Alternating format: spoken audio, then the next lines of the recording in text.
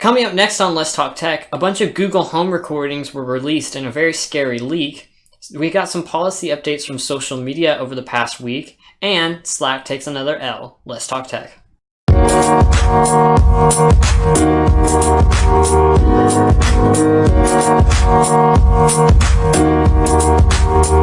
Hello everybody and welcome back to Let's Talk Tech, the podcast where we talk about technology. I'm Aidan and that's Bryce. Hi there everybody. And we've had a relatively slow week in tech news this week. But there are three main topics that are pretty interesting that we really want to get into. Yeah. So let's just dive straight into the first one. Yeah, so there is like you said, pretty slow week. Lots of policy updates. But before we get to that, there was a pretty big story this week. We've talked so much on this show about smart home devices. Remember those? Yeah, we talked about the Echo and the Google Homes. Yeah, we talked about those quite a bit here on the show, and it's always a fun topic to hit because it's interesting to see what people feel about them. Yeah, and so I believe it was about, I don't know, maybe 10 episodes or so ago. It was a long time ago. We talked about Amazon Echo and how the Amazon actually hires humans to listen to Amazon Echo recordings. You remember that? We talked about that a long time ago here on the show. Yeah, to kind of help with their transcribing feature. To help with transcribing, make sure quality assurance, basically. Yeah. The Echoes are working properly. I think you took the position of it was a bit more of a privacy scare, a little bit. I'm trying to remember. It's a little weird. Whenever you introduce people into the system, it kind of it can get kind of bad. But I don't know. I'm not totally against it. You're good. Okay, so then this same thing happened with Google Home this week, but it was a lot worse. So I don't know. Flashback. We talked about Amazon Echo previously here on the show, and basically, these smart home devices keep recordings. They save recordings indefinitely of what you say to them. Yeah, until you delete the recordings. Yeah, until you delete the recordings. Yeah. And so basically indefinitely. So you normally have the option to listen to recordings and to check them out for yourselves. I know I've looked at my recordings in the past with my Google Home. I'm sure you've done the same with your Alexa, probably. Yeah. So most people, or not most people, a lot of people are aware of this, but a lot of people aren't. And so it can be kind of scary when people realize, they go to this random website on Amazon.com or on Google.com, and they see, oh my gosh, the thing has like a bunch of recordings of me. Yeah. You know what I mean? Well, I mean, because this product is so widely available, I mean, I know tons of people who've gotten it for Christmas as a gift because it's like $20. It's a cool piece of tech. My grandparents even got it. Yeah. And I'm sure if they knew, hey, all the conversations I've had with my Echo are somewhere online, they'd be a little bit freaked out. Yeah, and people get really freaked out pretty easily by this when they first realize it, but it's nothing to be alarmed. But there was a big leak with the Google Homes this week. Yeah. Hundreds of recordings were released by a contractor who had access to these recordings and just randomly leaked a bunch of recordings that devices had collected. Which is, I mean, yeah, that's a large violation of privacy. Yeah, that's pretty big. So I think it's important to realize here, what these companies do is they have the recordings, and then human beings can listen to the recordings to make sure that the things are working properly. And normally they hire out contractors. Yeah. To make sure it's all working properly. You know, very, very, very low paid workers who just spend a few hours every day checking the devices, checking the logs to make sure it's all working. You know what I mean? Yeah.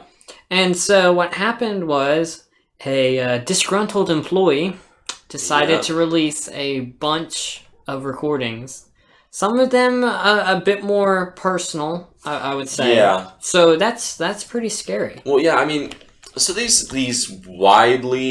clips that they take are going to be very useless bits of information. I mean, you're never really going to be able to use them, and I don't believe they can they be tracked back to the person who said them? No, they're almost always anonymized. Yeah, so I mean, anonymous, unless you're saying credit card info to your Echo, or bank account info, social security number, something like that, which I've never done that. I don't know why you would ever do that. No. But unless you're doing that, really a lot of this stuff, it's a violation of privacy.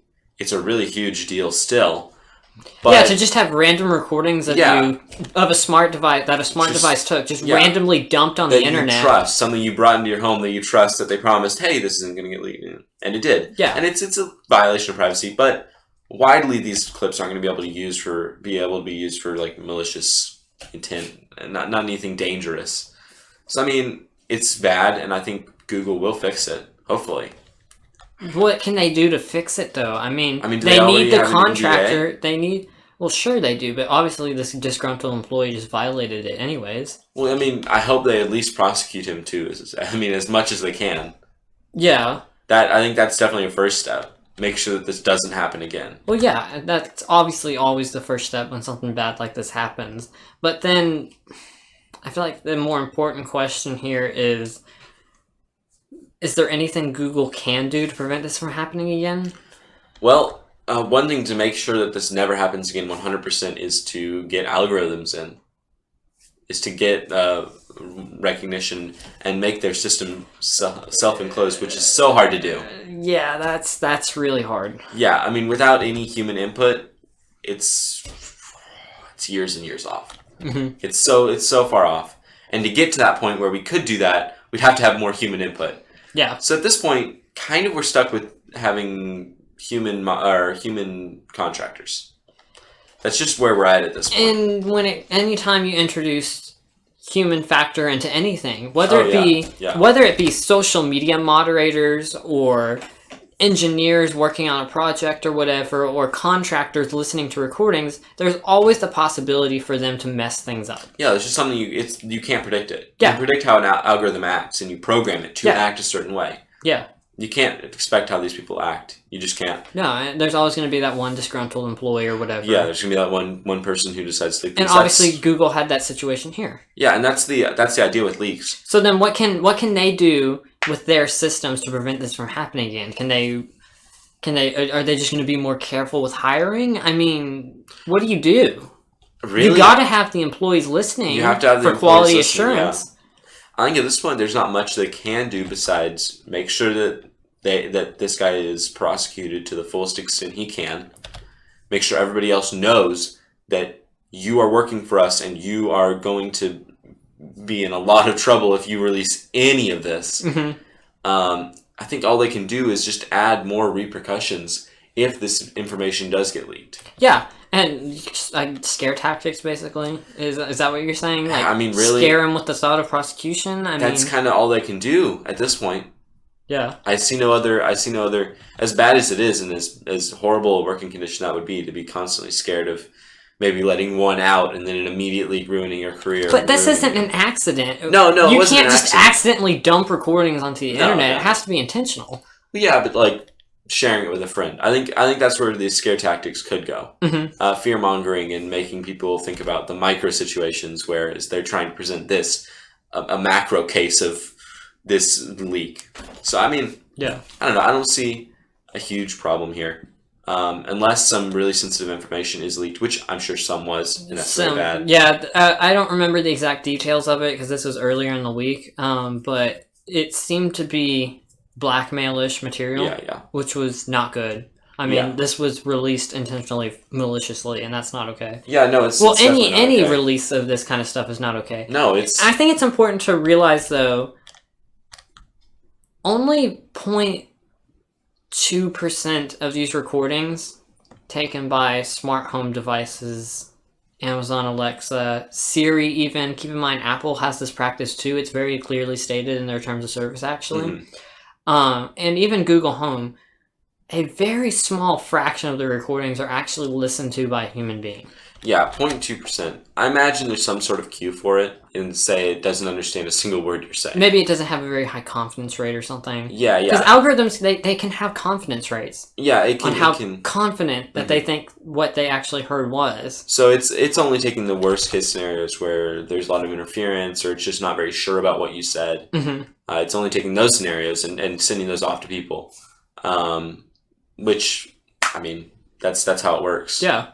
That's just how you improve this kind of stuff. Mm-hmm. I mean, I can't really think of any other ways of improving algorithms other than having a little bit of human input here and there. Yeah, looking at the worst case scenarios where it goes really awry and it can't tell what is happening, fixing those scenarios. Yeah. Making those better, and then just working on the next worst. Well, it's like human input has always been very important. If you think about CAPTCHAs, for example, those little things on the internet that verify that you're not a robot, that's all powering algorithms, Google's image recognition. When you click on the mailboxes or you click on the signs or whatever, you're helping train algorithms, and that's very important. Something as stupid as image recognition, you can help train, and so something like voice recognition also has to be trained. Yeah, it definitely needs to be trained. There's no really good way around this in the short future. No. To get rid of people in this whole process, as good as it would be, and as nice as it would be for privacy. Yeah. It's just in the near future we can't. It's just not possible. I mean, I'll be honest with you. I've always been a big supporter of these Google Homes and stuff, but when I'd never considered actual humans listening to the recordings, I wasn't quite sure why they saved the recordings. I thought it, had something to do with machine learning or something like that. But when the first report came out with Amazon Echo, that's when it became real, for me at least. Yeah. Whoa. Employees are actually listening to these things. You know what I mean? It's a little bit shocking. It can be a little freaky at first. You're like, oh, shoot. Did somebody listen to me telling my Google Home to turn off the lights? I mean... Yeah, I mean, even if you don't say anything bad, it's still a little bit scary, because it's like, it's a little disconcerting. Yeah. That a private conversation you had between you and your Echo can be listened in by countless employees at Google. Well, and also keep in mind, these devices have special features that keep them listening even longer than they should be. The follow-up mode on Echo, or the continued conversation feature on Google Home, where the devices continue listening after they've responded, so that you can ask a follow-up question. Yeah, that's a lot of time where they could record something. That's a lot of time where an offhand conversation could get recorded. Yeah, that's even between you and someone else or something. That's a lot of opportunity for sensitive info to get into those conversations that people would listen to. Yeah, and that's a very important thing to keep in mind, is that the longer the thing's recording, the more potential. And you got to think, if they're doing this by a confidence scale, it's not going to understand credit card information. No. Its confidence is going to be even lower with sensitive content, because it's not built to recognize that. So, I mean, to some extent, this is kind of taking sensitive content. If they could do something where they recognize sensitive content and kind of say, hey, this is really sensitive, we're not going to send this to anybody. That would be nice. Like a hierarchy system built into their own internal stuff. Well, yeah, just something that's built in that recognizes, say, credit card numbers, or some sort of sensitive stuff, basically. Yeah. What else? Think about it though. Actually, before we go there, what kind of sensitive stuff do you think that these devices could pick up?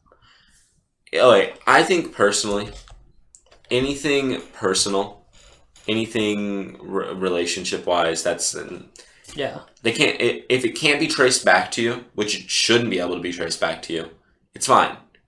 Nobody can get into it. You're good.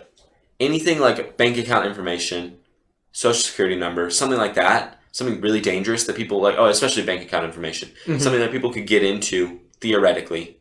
And keep in mind, if a bank account information, if that's recorded, well. It doesn't matter if the account is anonymized or not. No, you can get in, and there are some features where you can get in. Yeah, passwords to websites without two-factor authentication. That's true. Passwords and emails, things like that. That could help identify the person. Yeah, because even like with Siri or something like that, even if there is an anonymized feature where they anonymize the recordings before a human being listens to it.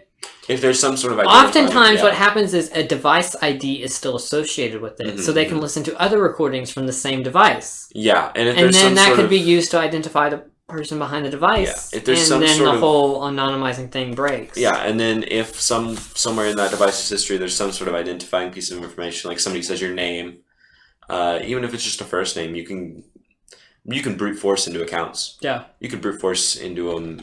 Not easy. That's a lot of power for a bunch of... Yeah, it's a lot for a bunch of contract for workers. minimum. Oh, I don't know if they're minimum wage, but for low-paid contractors, Mm-hmm. it's a lot of power. That's a lot. So I think something that could protect the most sensitive information, and take that out of the contractor's hands. Don't analyze the most sensitive information. That would be useful. That would definitely give me more trust. Yeah. Even though I'm not telling my my credit card information or anything like that. Just something that would take really, really dangerous information out of the hands of them. That'd be nice. Other things, though, anything personal, I don't think.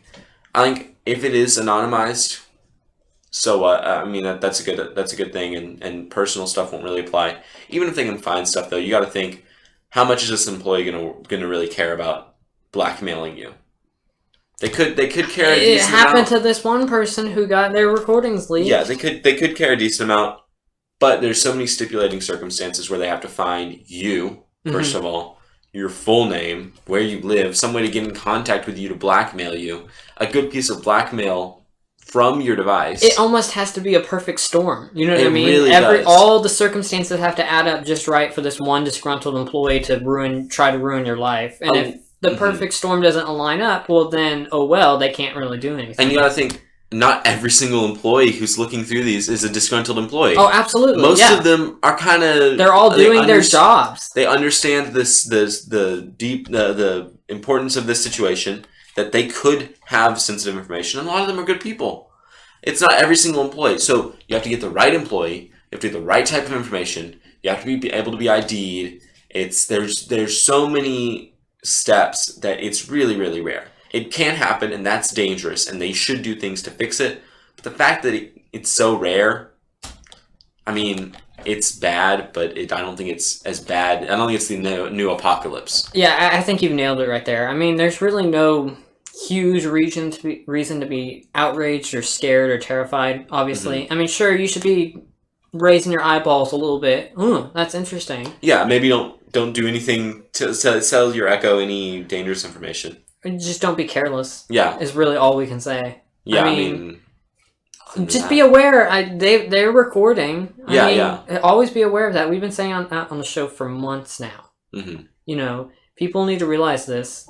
And honestly, don't freak out. Because the media just constantly wants to oversell this idea that, oh my gosh, these stupid devices are going to ruin the world or whatever, and they're stalking your every move. It's not out of a hate for these devices. It's out of a need for views and clicks. Yes, exactly. And ad revenue. Exactly. So when they say Google Home is, I don't know, recording your every move, that gets clicks. Yeah, it does, definitely.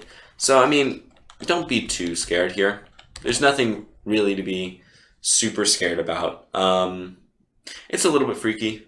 Don't be careless again. Keep your eyes up. Kind of recognize what you're saying to your home device, and don't really say anything too dangerous.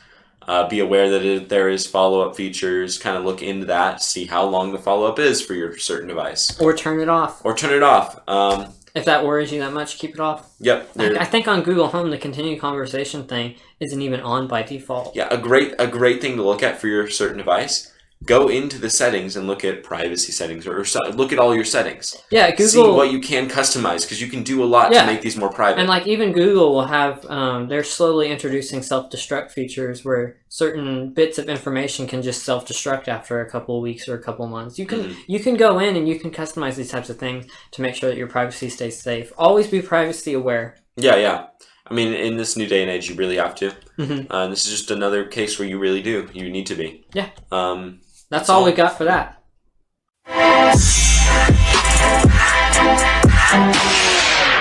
All right, everybody. Time for the new segment we call Policy Updates. Yeah. Policy Updates. Time for the segment where we get mad at social media for changing their policies. Mad at social media. Changing our policies. Fight the power. Yep. Stick it to the man. All right. First off, we have Twitter. Twitter.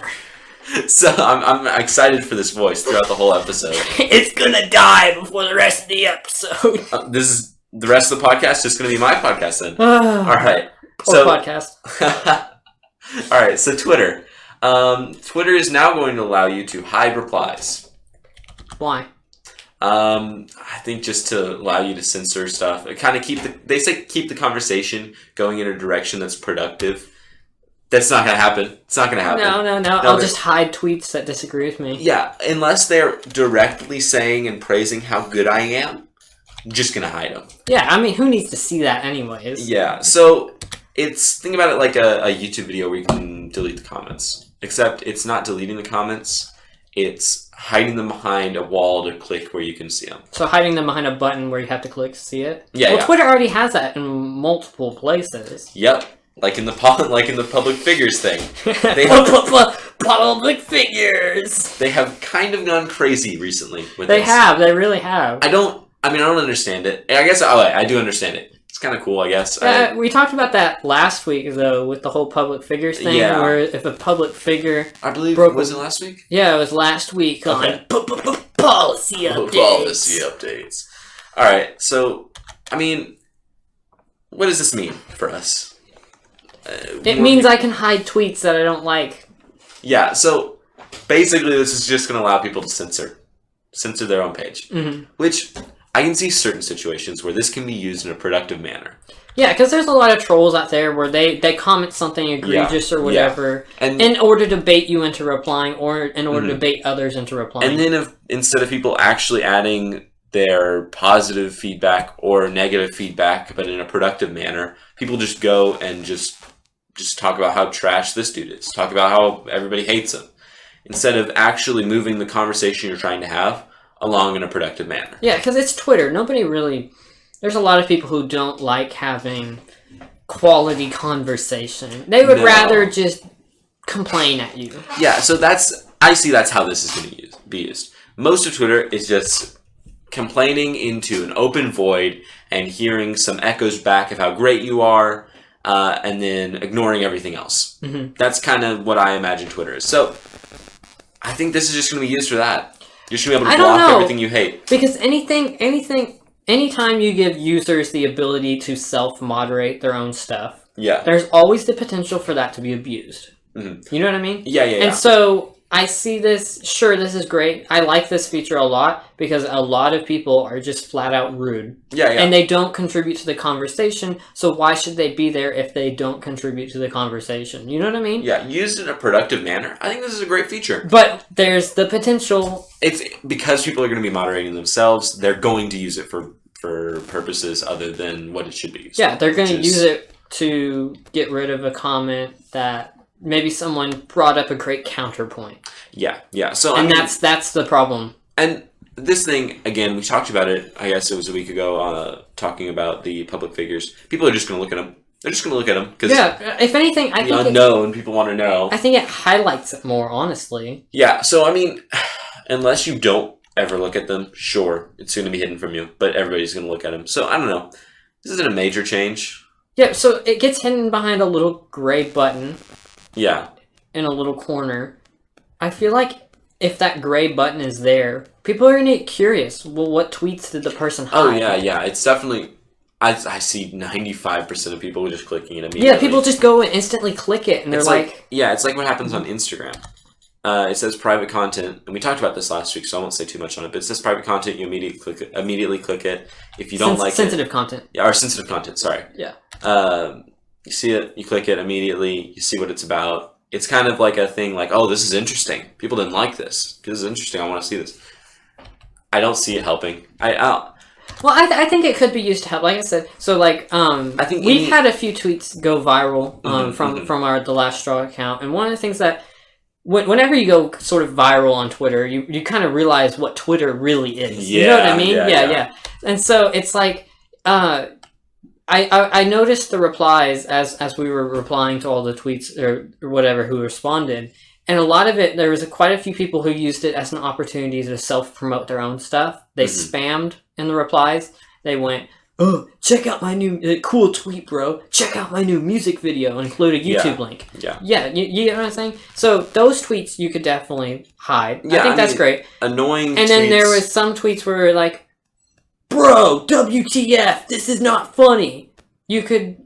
I wouldn't see you wanting to hide those. Maybe if you're easily offended. Anything, I think anything that should be hidden, at least for me, if I'm going to hide tweets, anything that is not productive to the conversation, and anything that's self-promoting or has nothing to do with the conversation. So basically, anything that doesn't anything that's to the conversation. Spam. Yeah, that's basically the definition of spam. If it doesn't contribute to the conversation, I would hide it. Yeah. If it's a counterpoint, keep it, for me at least. Yeah, I don't know. It's kind of... I'm up in the air about it. I see this being used for good.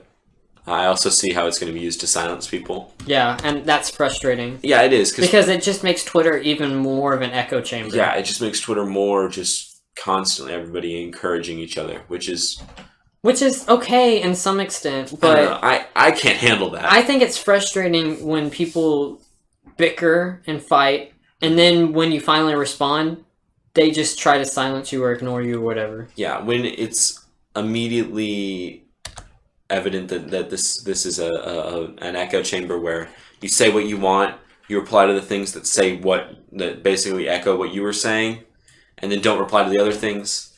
It's kind of sad. Yeah. And I don't see it getting any better anytime soon. I see it getting worse because they're actively introducing new features. There's a lot of new things and stuff. Twitter culture is honestly getting more and more toxic every day, in my opinion. I don't know. I participate in politics on Twitter, so that's probably the worst Twitter, to be honest with you. Yeah. Yeah, so it can be frustrating, but honestly, I could see this being used to protect yourself somewhat from abusive tweets, because that does happen a lot on Twitter. I'll tweet something, and then someone will go, that makes no sense, and then call me a C word or something. You know what I mean? Yeah, and then threaten death on your family. Yeah, and it's like, whoa, bro, calm down. Yeah, this is Twitter, not... Nobody needs to see that. Yeah, this is Twitter, not like an in-game lobby or anything. No. Yeah, it's ridiculous. So I could see it being used with that, but then I could also see it being abused, and...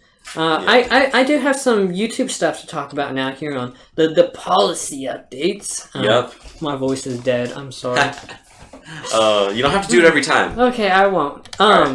There was some interesting YouTube updates though this week with copyright. Ooh, something that we hate. Yes, we hate copyright on YouTube. Remember when we did the ranking social medias and copyright? That was a big issue. I think YouTube and for demonetization. Me is, YouTube for me is still enough.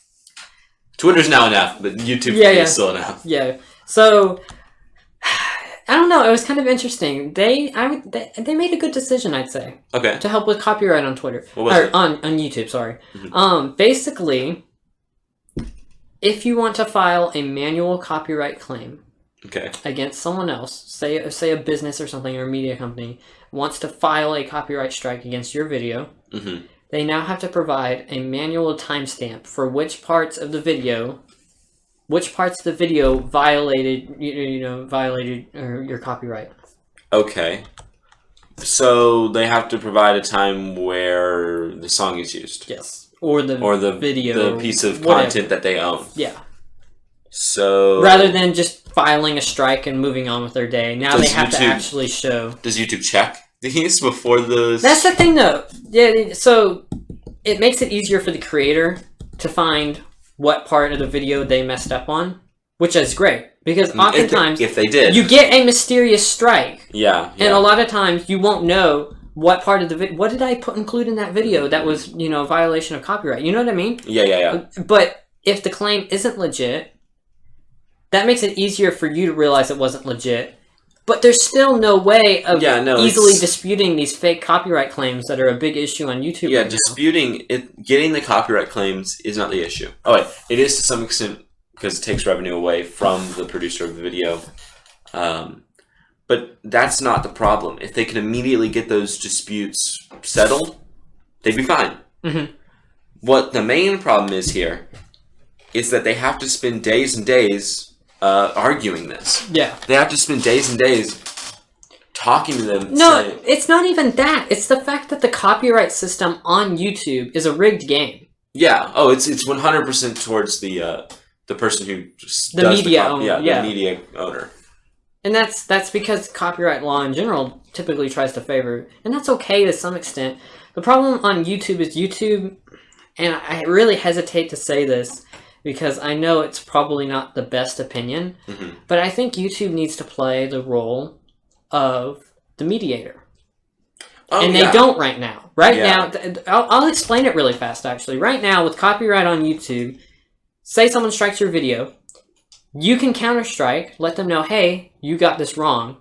And then it's their decision whether or not to take away the strike or to continue it. Yeah. And they can just decide to continue it, and the counter-strike won't matter. You could also try to, I believe there's a second way of disputing it, but if your way of disputing it is wrong, then you get your entire channel deleted. Yeah, it's really rigged. It's so rigged. So it's a scary situation for content creators in general. I don't know. It's we know where YouTube's head is. We know where they're at with this. They're not trying to help out the content creators. They're trying to make sure that they can't get sued for this. That's all they're trying to do. This kind of is a step in the right direction, making it more difficult for claims to get filed. But then again, it's a step in the wrong direction because it shows that they're not even thinking about them stepping in and saying, hey, we're going to check this and make sure it's correct. Well, in fairness, it would be really hard for them to set up a sort of copyright force that tries to determine this kind of stuff. That's a lot. They've already had to put so much effort in recently into enforcing rules. You had all those creepy children videos. Remember all those controversies? All those involved rules on the platform. So they've had to step up their enforcement of rules. So it'd be even harder for them to all of a sudden create this copyright force or whatever. And if it's a DMCA takedown notice, that doesn't matter.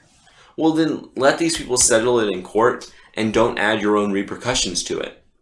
Because the thing is, even if you dispute it and it is actually a claim, instead of them settling it in court, it gets settled out of court, where this person has to then deal with the repercussions of it, which in most cases is deletion of a channel, adding a strike to your channel, which isn't it like 3 strikes you're out? Yeah, 3 strikes, deletion of your channel, gone. They shouldn't they're mediating in a really stupid way. They're saying, we're going to mediate, but we're going to mediate in such a way that we're not actually mediating. Yeah, no, they're mediating by making it harder to dispute. Not to dispute, but to actually make the claim in the first place, which isn't really mediating. You're just upping the requirements a little bit. I don't know. It's dumb. We've said this for a while. YouTube, what are you doing? The problem is, sure, we can complain about all we want about how rigged and disgusting the YouTube copyright system is. No, not only that, but they can't. What do you mean? I don't think they can. They can. The legality issues right now with DMCA and all that, it's not designed with social media in mind, and that's the problem. Yeah. Yeah, I mean, the rule is difficult. It's not designed with social media because it's meant to be lobbied against huge companies using each other's materials. It's not meant to be used against a certain individual. Whereas copyright on YouTube is an everyday occurrence. And what happens is we've got a lot of bad actors on YouTube, groups like UMG, for example, Universal Media Group, where it's like they just go around striking whatever they think they can, and oftentimes they get away with it. Yeah. And that's the problem, is there's no way for anyone to determine that it was fraudulent, because the person determining whether or not it was fraudulent is the person making the claim themselves. Yeah, we need to start holding the companies that make these claims accountable. It's not, and there's no way of doing that legally right now without taking them to court. YouTube can't really do anything. Don't support them. Don't support that company. Well, yeah, sure, you can call for boycotts and all that, but think about it though. Because the group that makes the claim in the first place decides whether or not it's fraudulent right now, YouTube can't step in and make their own decisions, because then the claimant would just decide that YouTube is being unfair and then go after YouTube and sue YouTube. Yeah, and then that becomes and then that throws YouTube in a bad spot. So YouTube really can't be the mediator here. The problem is that you need better copyright laws in the first place. But my problem is they are being the mediator. They aren't. They're not playing any role in this besides maybe favoring things towards the claimant. They're adding in the strike system. Yeah, but that's in order to prevent further claims from having to be made. But the thing is, with the strike system, it's so unfair. The thing no, with this, the problem with the strike system is that they're assuming that all strikes are made in fairness. But the thing that is, the claimant deserved to claim the video. When oftentimes right now, the claims are, what we're hearing recently is that the claims are fraudulent. Yeah, but with these, they need to be settled in court where action can be taken. And in court, they will decide you have to take this video down. That's expensive. It is for the people. But what's happening right now is people are settling out of court. That's what's happening. When you dispute a claim and don't take down your video, you say, I'm going to take this into court. This is a court case now. We are going to fight this out. That's what's happening. If you don't settle, you have to take it to court. So basically, taking down your video or giving them the ad revenue or whatever you decide to do with your video when it gets claimed, that there is settling out of court. But then when you settle out of court and it gets disputed, what happens in the court case is not only getting decided, the repercussions of it is not only getting decided in the case, it's also getting decided by YouTube. YouTube is adding extra repercussions to this. Yeah, but the reason why YouTube adds in those repercussions is because YouTube assumes that most of your copyright claims on YouTube are made fairly. Someone actually violated copyright laws and thus the video needs to be taken down. And so what happens is a lot of times people will just constantly upload stuff, constantly uploaded copyrighted content. So the strike system is to prevent that from happening. If you get 1 strike or 2 strikes or 3 strikes, that's preventing you from uploading copyrighted content ever again on YouTube. Does that make sense? Because that's what the strike system is for. It's actual bad people making bad decisions on YouTube, uploading copyrighted content, breaking copyright law is designed to prevent that. The problem is that system, what happens is when a fraudulent claim is made, then that system immediately attacks the person who was attacked with the fraudulent claim. But what I'm saying is, YouTube is saying that the individual is responsible here. They should make the individual completely responsible. Yeah, because under Section 230 of the Communications and Decency Act, YouTube is completely immune to content posted on their site. So they can't play a role here because they are completely immune. But they are playing a role. No, they're not. They are, by adding the strike system in. They're adding extra repercussions. That's not playing a role in the actual dispute of the claim, though. It is though. It is playing a role by taking the outcome of that dispute and either punishing the content creator or not punishing them. Yes, but if you actually violate copyright laws, you not only you have to be punished on YouTube in order to prevent you from doing it again. But they don't have to prevent people. They're completely immune. They don't have to prevent people. You have to enforce some kind of restrictions on them in order to fall in line with copyright law. I mean, it's basically the YouTube equivalent of getting sued. Yeah. But what I'm saying is, if they just let people settle this out of court, because these people are going to be, or if they're going to let people settle it in court, then, I mean, that's what they need to do. Because then the people will be ordered, delete your account. The court will decide what they need to do.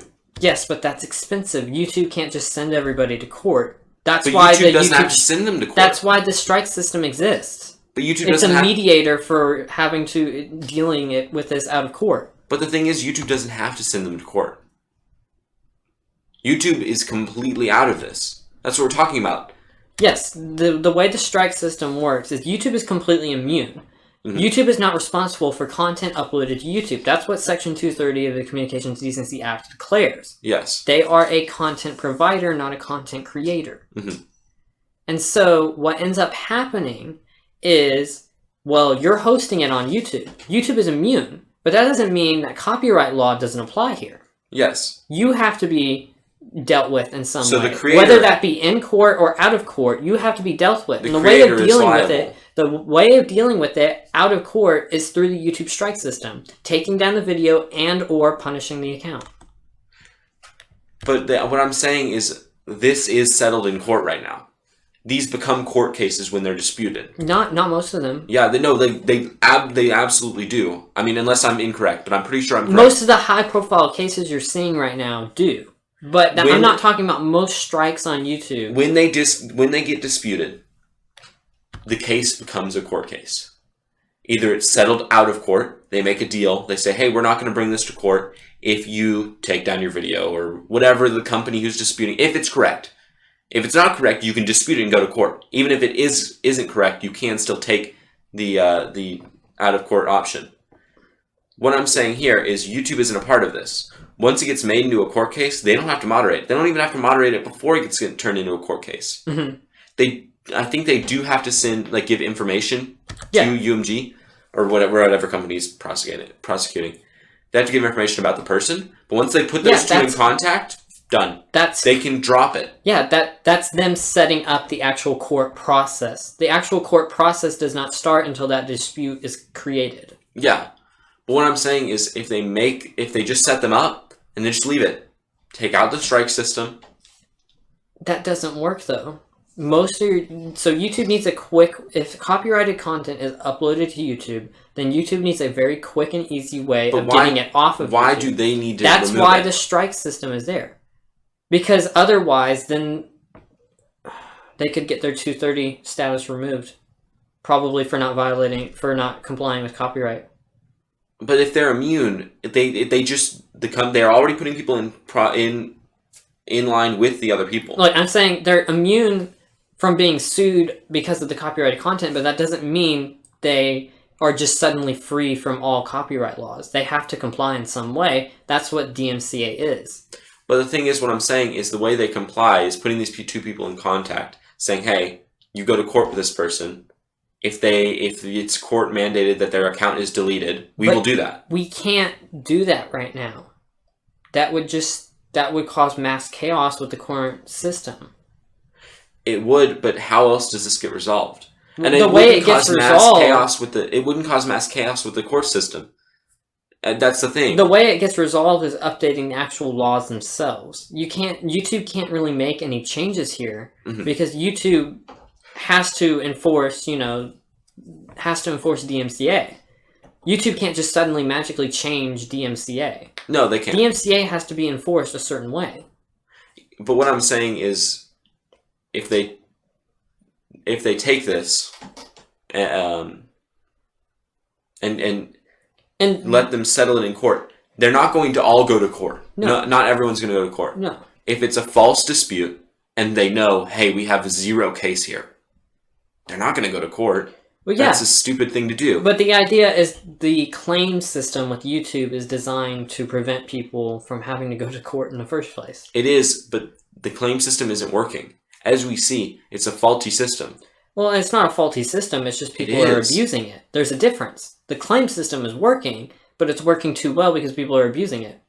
But it's a faulty system because it's so easily abused. It's a system just that's how open copyright to the law public. works. I mean, yeah, I can't argue with that. They should allow it, but the thing is, it's not how copyright law works in the public. The way it works is you go to court if they want to go to court. And then it's decided by people who actually decide things. If they have a real case against them, usually people settle out of court. Yeah. And Universal would too, because they don't have time to waste on this. Mm-hmm. It's money that they have to spend on the court proceedings that they don't want to spend. So they would settle out of court with the people. Yes, but then the problem is when they do have an actual case, they still have to waste all that money regardless. And think about the thousands of cases who has that to they waste would... all the money? UMG does, or whatever claimant group is having. I'm sure they have much more money than your average YouTuber, but they're having to deal with thousands, and thousands They're dealing with them right now. Yes, I know, but they're dealing with them for free by using the claim system. They aren't. They have to hire somebody to claim all these things. Well, sure, but I'm saying it's a lot less expensive than actual court, going through actual court proceedings. But they usually don't go through court proceedings. Yeah. What they do is they shoot somebody an email. They say, hey, you're using our music. Take it down, and usually there's a fine.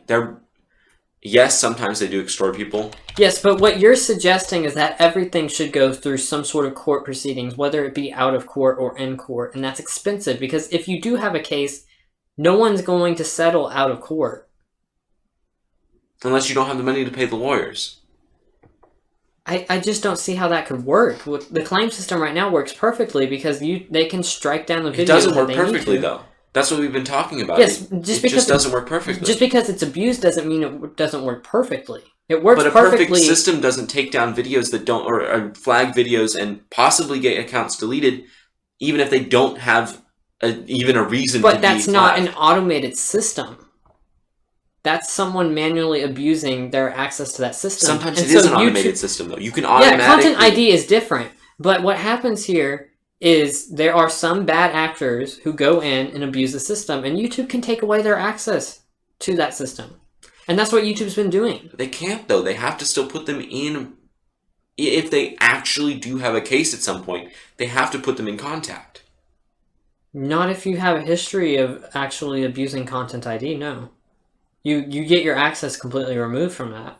Yeah, but they still... If they still own it. So I saw a couple of examples recently of someone abusing DMCA takedowns and stuff like that on YouTube. Yeah.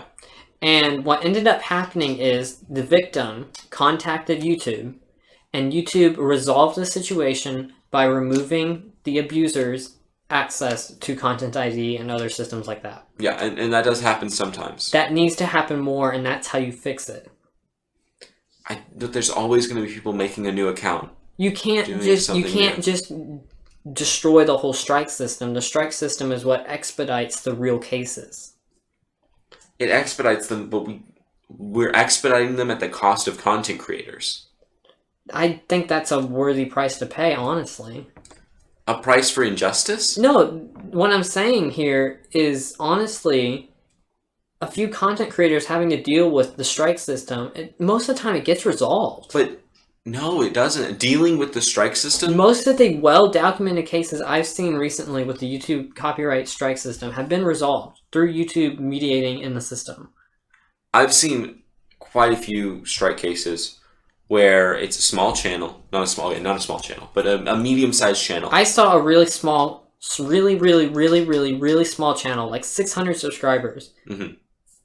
They were getting extorted. That's against the law. Yeah. Through the copyright system. Someone was extorting them, demanding money, otherwise they would DMCA take down all the videos. YouTube stepped in and stopped that person. Yeah. But I've seen cases where this gets taken to court, and they can't afford to go to court, and they don't want to settle out. Then settle for the strike. And they also get a strike. Their system doesn't work. The strike system is... I don't know. I feel it's broken. The fact that we're punishing people who are already down, the fact that we're people who are already having to take down this video, who are already having to deal with this system, who may already have to go to a court case, or who may have to pay lawyers, that we're then saying, hey, you have a strike on your channel, 2 more of these and your channel's deleted, your main source of income is completely gone, so all these bills you have to pay from your lawyers, can't do that anymore. That seems evil. It seems horrible. But that's an extremely rare case. Most of your copyright claims on YouTube are legitimate. Sure, there are some fraudulent ones popping up. That doesn't mean the system's broken, it just means it's getting abused. It is. And so, step in, stop those few people who are abusing it, and suddenly you've got a good system. But the thing is, these abusers, they're just going to keep doing it. And you said yourself that YouTube doesn't have the money to deal with these abusers on a case-to-case basis. They just don't. You said they don't have a case to. They don't have the money to deal with. They don't have a way. They can't just suddenly. They can't moderate. So what they cannot do is they cannot go in on a case-to-case basis and decide whether or not something was a copyright whether or not copyright, laws or whatever were. They can't go in and decide the copyright case. Yeah.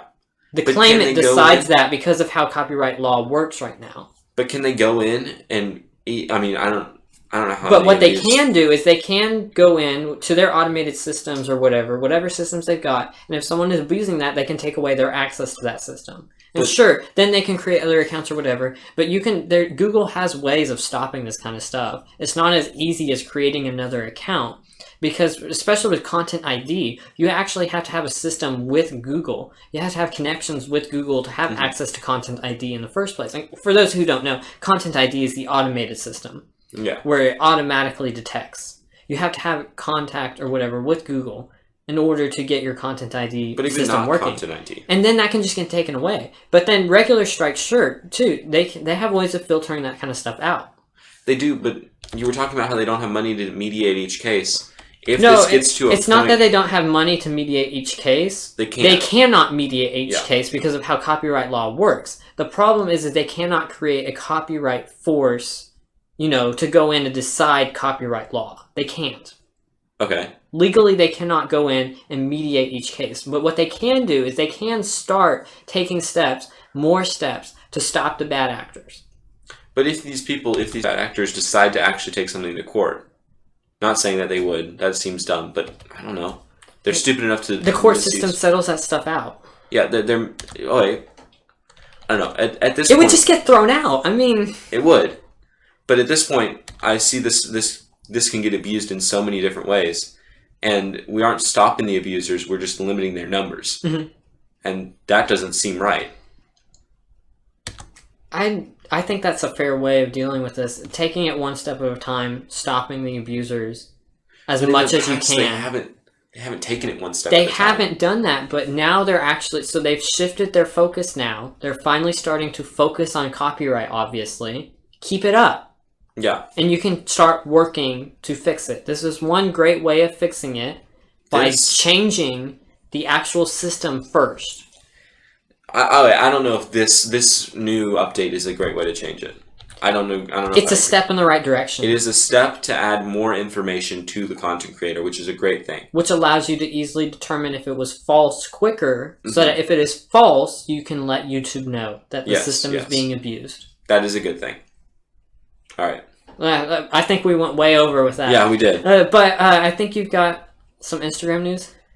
I do. So, quickly, since we went over on that one. Yeah. Instagram. Policy update. Instagram... Policy update.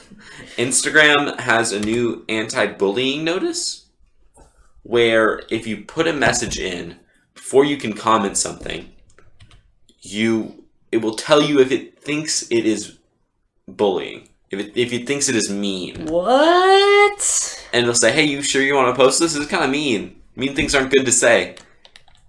It's kind of weird. I mean, I guess it's a good thing. I feel like that's just going to encourage people to post it more. Yeah. If a robot thinks it's bad, I'm going to post it. Yeah, I don't know.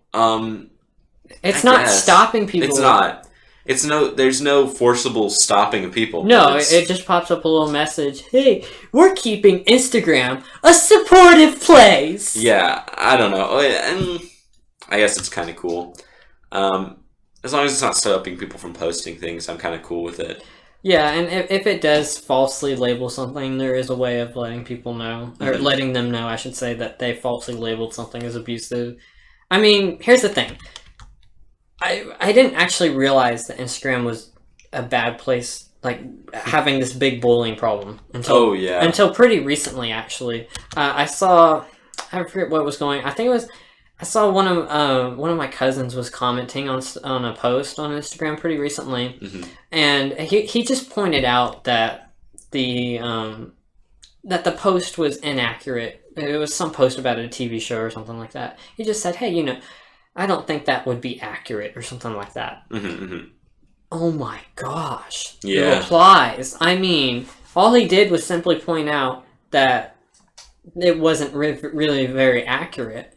And the dude's like getting almost death threats practically. I mean, he gets cussed out. And I was like, wow, is this really how people act these days? I mean, I was stunned. Yeah, Instagram is a not great place at the moment. And I'm glad they're taking steps to fix it, to help reduce it. I don't really know what they're doing here. Cool Instagram. Another Instagram feature, you can restrict followers or people. So you can now restrict certain people. And it does a whole bunch of things. It's like a shadow block. So they can't see that you've blocked them, but you have. So they can... Any comments that they post... What? Yeah. Any comments that they post, you will see it and either allow it or deny it to be posted on your post. Replied to your post. And it'll look like to them that they posted it. But nobody else will see it unless you approve it. Then DMs, you can, if you do restrict them, I don't believe you'll get notifications from it. and you send and read receipts won't be sent. So they won't know if you've seen their messages. So this is, I sort of think this is not really for us, the users, but more for the influencers who have really hurtful and creepy fans that they don't want to block, because blocking a fan is a sort of dangerous thing. They can get really mad, and it's not a great idea generally.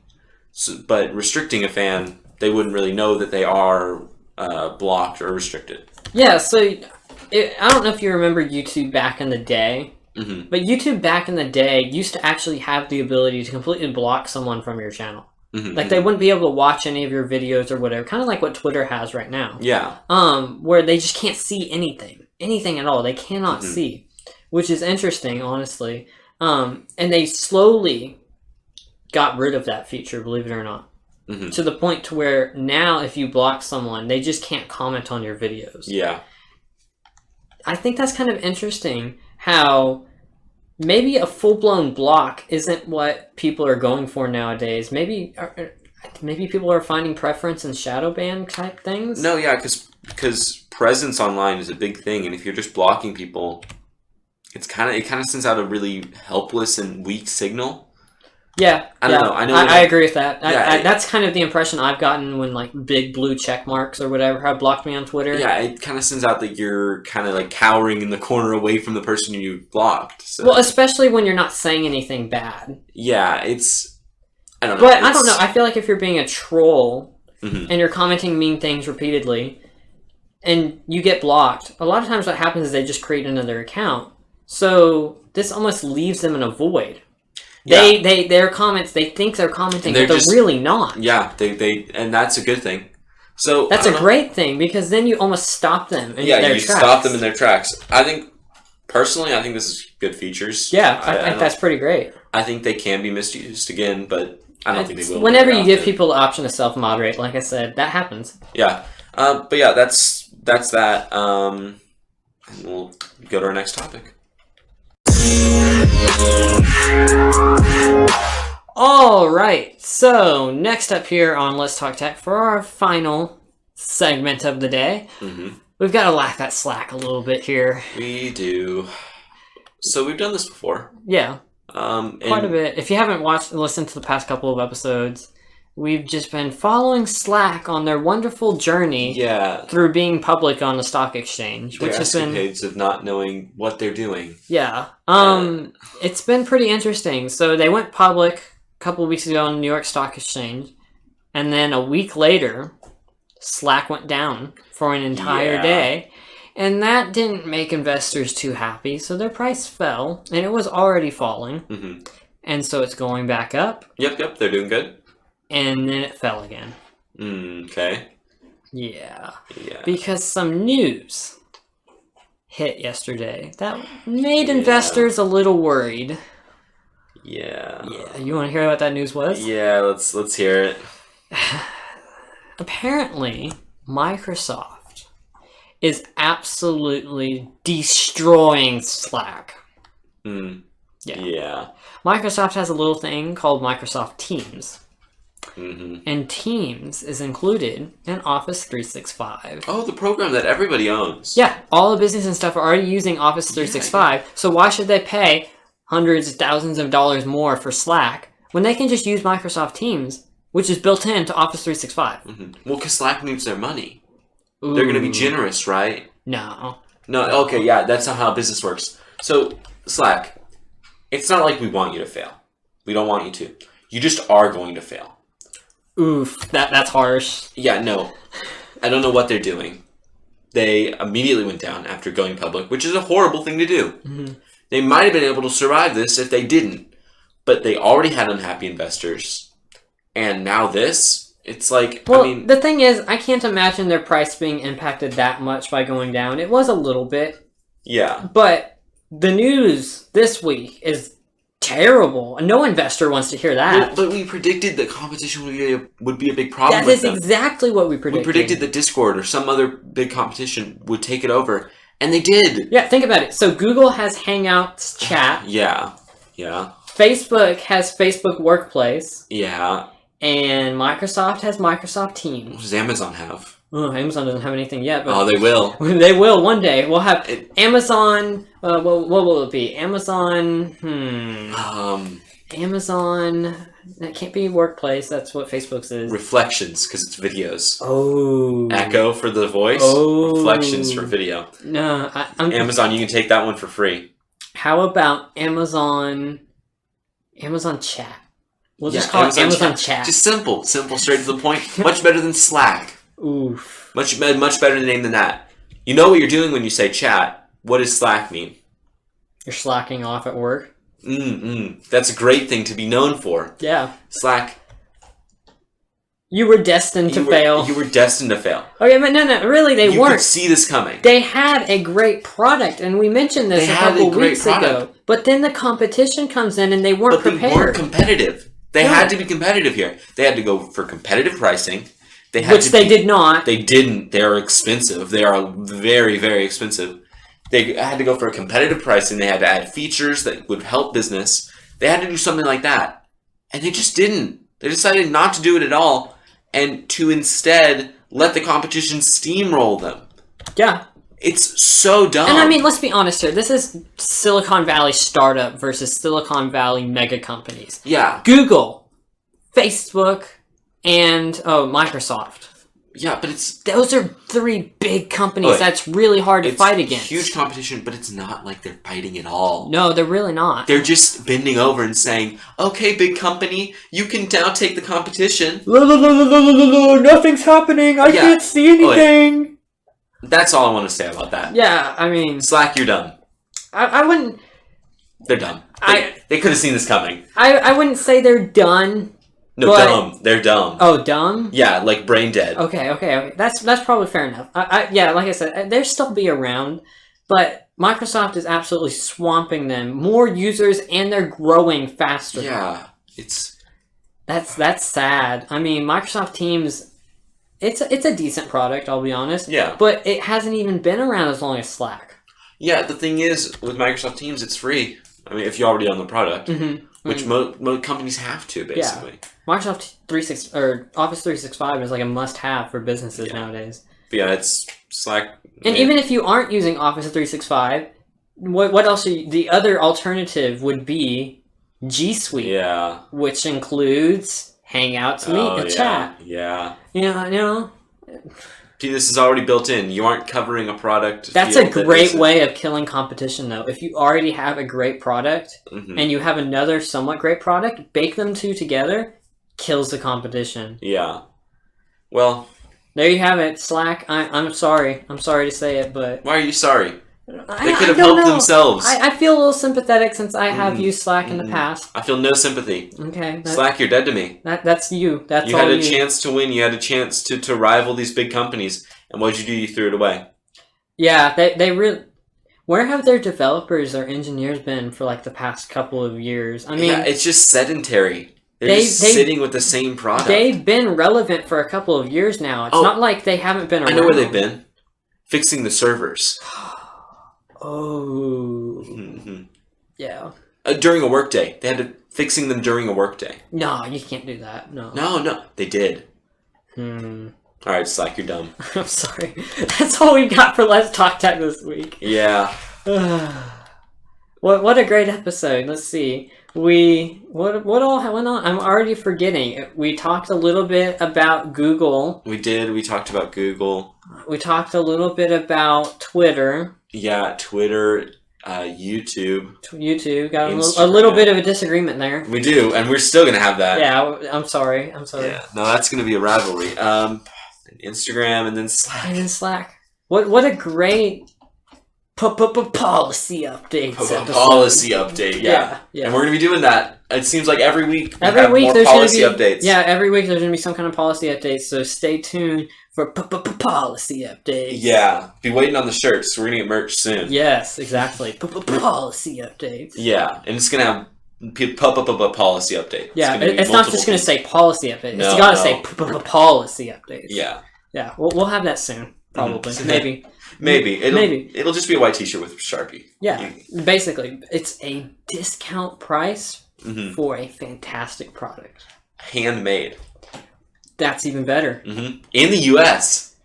Wow. We are amazing. That's genius. Yeah, that's all we have for this week. Leave us a 5-star review on Apple Podcasts. Please. What else? I mean, we've got, check us out, social medias. You have something to promote. Wait, I do? You do? I do? Wait, am I too soon? You're too soon. Oh, forget about it. He'll have something to promote. Soon. We're not saying anything right now. No, okay, no, alright, nothing yet? No announcements yet. No, sorry. Soon. Soon. Consider that your first teaser. Please don't sue us. No. People in charge, please don't. Please don't. No, we didn't just give away a very important project. No. No. Yeah. Yeah. That's all we've got for Let's Talk Tech.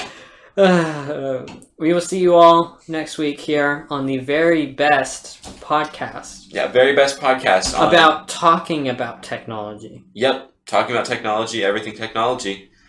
Thanks for talking tech.